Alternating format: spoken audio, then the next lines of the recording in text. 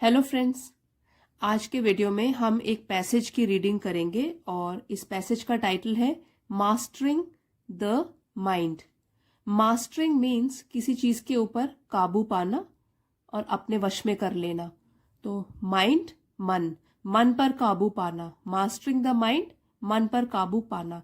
और आपने ये भी फ्रेजेस सुनी होंगी, मास्टरिंग द सब्जेक्ट या mastering the language, mastering this sport और गेम्स। तो इसका मतलब यही होता है कि उसको अपने वश में करना, उसके ऊपर जीत पाना। तो मास्टरिंग द माइंड, अपने मन पर काबू पाना। तो आइए शुरू करते हैं। The very nature of the mind is restlessness. Very nature, so एक स्वभाव मन का, ऑफ द माइंड, मन का, इज रेस्टलेसनेस। रेस्टलेसनेस मीन्स बेचैनी। तो ये जो है पार्ट ऑफ स्पीच यहाँ पे है, ये नाउन। अगर हम बोलेंगे रेस्टलेस, रेस्टलेस होगा बेचैन, जो कि एडजेक्टिव होगा। तो यहाँ पे जो है restlessness, that is a noun. The very nature of the mind is restlessness. तो जो हमारे मन का स्वभाव होता है वो होता है बेचैनी से भरा। रेस्टलेस से बना है ये वाला word. It cannot stay at one place. तो इट जो है वो प्रोनाउन है जो कि माइंड के लिए यूज किया गया है। माइंड जो है cannot stay at one place, एक ही जगह पर नहीं रह सकता। कैनॉट स्टे, नहीं रह सकता एक ही जगह पर। और hold one thought for long, या तो कोई भी एक विचार को देर तक, फॉर लॉन्ग, देर तक नहीं होल्ड करके रख सकता, नहीं पकड़ के रख सकता। अब यहां पे पूरा दोबारा से पढ़ेंगे। The very nature of the mind is restlessness. It cannot stay at one place और hold one thought for long. तो हमारे मन का जो स्वभाव है वो कैसा है? बेचैनी से भरा। वो जो विचार है या मन है वो एक जगह पे रह भी नहीं सकता, और एक हमारा मन जो है वो किसी एक विचार को बहुत देर तक पकड़ के नहीं रह सकता, वो चेंज होते रहते हैं विचार। For every thought that appears there are comments, judgements and associations.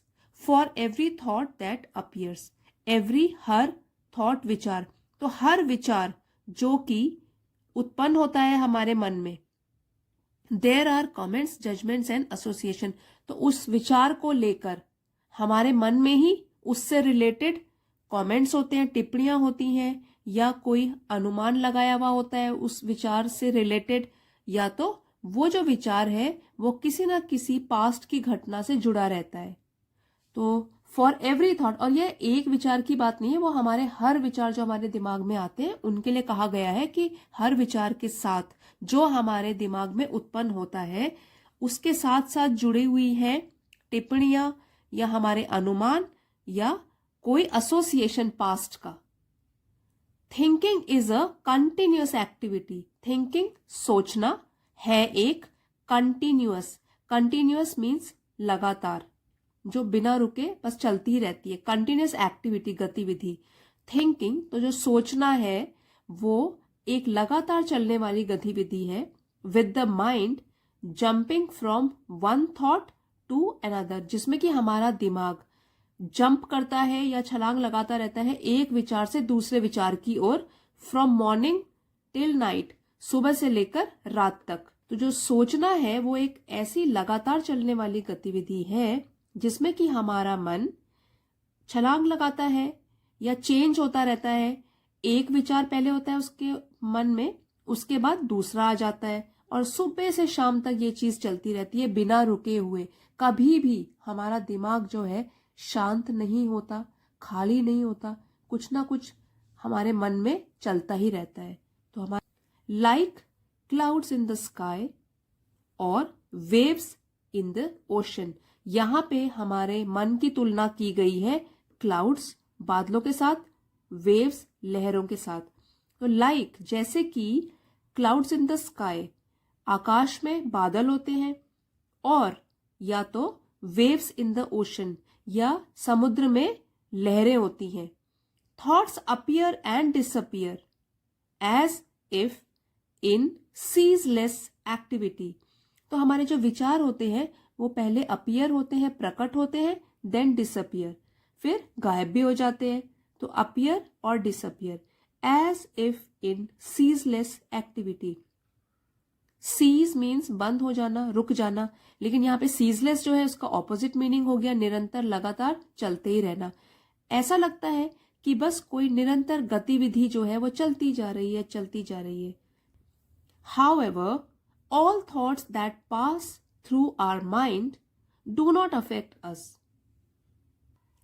However, हालांकि, affect प्रभावित करना, तो हालांकि all thoughts सारे के सारे विचार that pass through our mind जो हमारे मन से होकर गुजरते हैं do not affect us, वो हमको प्रभावित नहीं करते हैं। तो ये तो अच्छी बात है कि सारे विचार हमको प्रभावित नहीं करते, नहीं तो हम दिन भर परेशान रहते।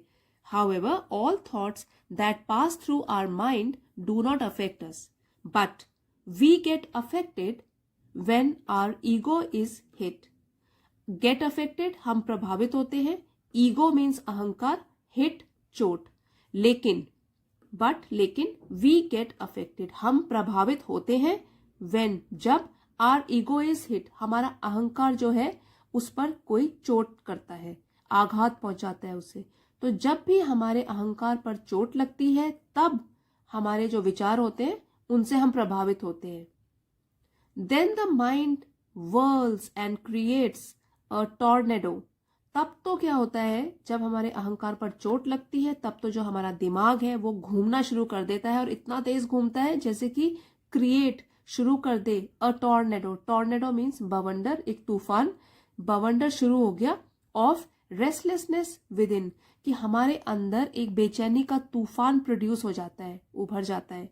ठीक है, सो जब हमारे अहंकार को चोट पहुंचती है then the mind whirls and creates a tornado of restlessness within, तब जो हमारा मन है वो बेचैन हो जाता है बहुत ज्यादा और घूमना शुरू कर देता है और एक बवंडर प्रोड्यूस करता है, एक तूफान प्रोड्यूस कर लेता है जो कि बेचैनी से भरा होता है, और हमारे अंदर ऐसा तूफान उत्पन्न हो जाता है। A variety of probable scenarios crop up.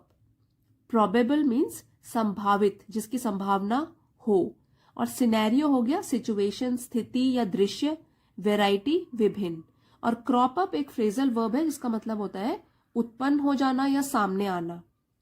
तो a variety of probable scenarios crop up.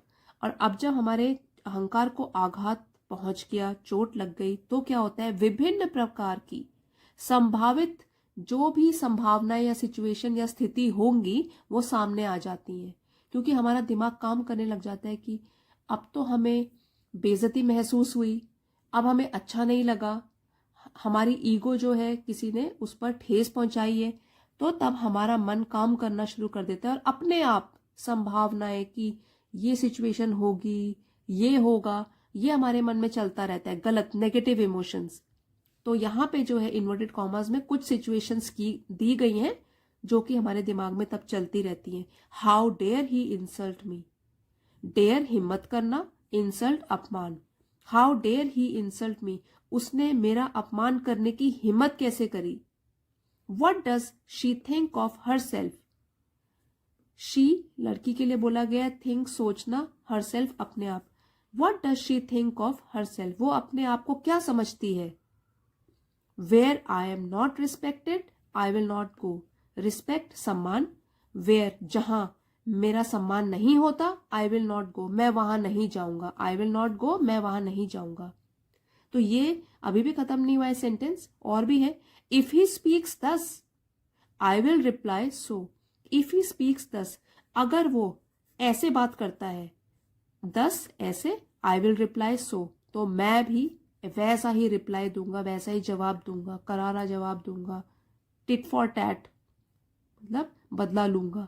And so it goes on and on, और इस तरीके से ये सब चीजें चलती रहती है हमारे मन के अंदर। We have an inbuilt filter in our mind. अब ये इंपॉर्टेंट लाइन है, इसमें कहा गया है वी हैव एन, हमारे पास है एक इनबिल्ट। इनबिल्ट मीन्स पहले से ही अंदर बना हुआ, इनबिल्ट पहले से ही बना हुआ, और फिल्टर होता है छन्नी।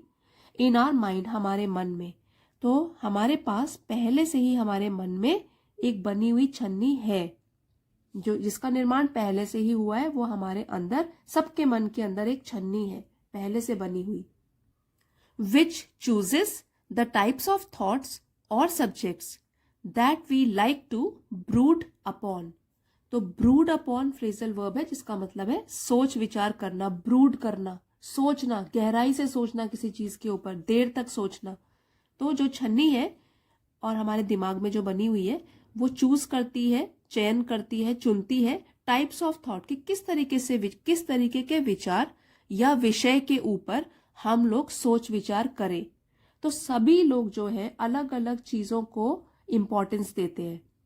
कुछ लोग किसी चीज को इंपॉर्टेंस देते होंगे, कई लोग उसको बिल्कुल भी इंपॉर्टेंस नहीं देते होंगे। तो ये तो सबके मन की जो छन्नी है उसके अकॉर्डिंग कहा गया है कि वही डिसाइड करती है कि किस टाइप के थॉट्स, विचार या विषय के ऊपर हम लोग ज्यादा सोच विचार करें। We are not born with this filter. अब ये भी इंपॉर्टेंट है कि हम जो है वो पैदा नहीं हुए हैं, not born with this filter, इस छन्नी के साथ हम लोग पैदा नहीं हुए हैं, बट वी एक्वायर इट, लेकिन हम ये जो छन्नी है वो हासिल करते हैं, एक्वायर हासिल करते हैं ओवर द ईयर्स, सालों में। मतलब साल बीतते जाते हैं और ओवर द ईयर, साल के पास होते हुए, मतलब कि 1 year leading to the other year. तो इस तरीके से ओवर द ईयर्स, वर्षों में हम इस छन्नी को एक्वायर करते हैं, हासिल करते हैं।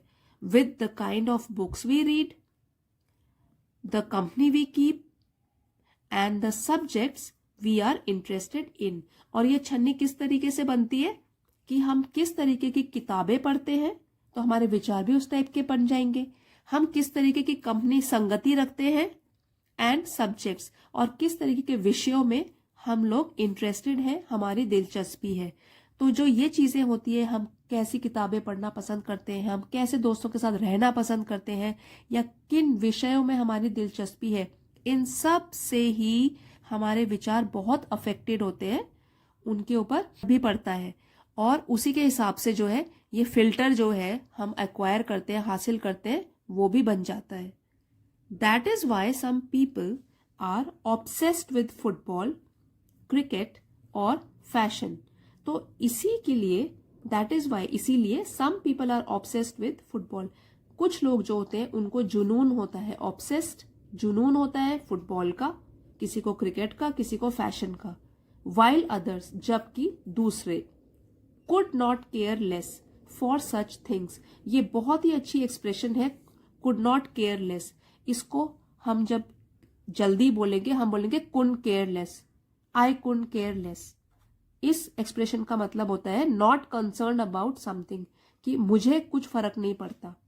तो ये हम डे टू डे कन्वर्सेशन में भी यूज कर सकते हैं। जैसे कि कोई हमको किसी सब्जेक्ट के बारे में, किसी टॉपिक के बारे में बताया जा रहा है और हमें उसमें कोई इंटरेस्ट नहीं है, तो हम बोल सकते हैं कि dear friend, I could care less.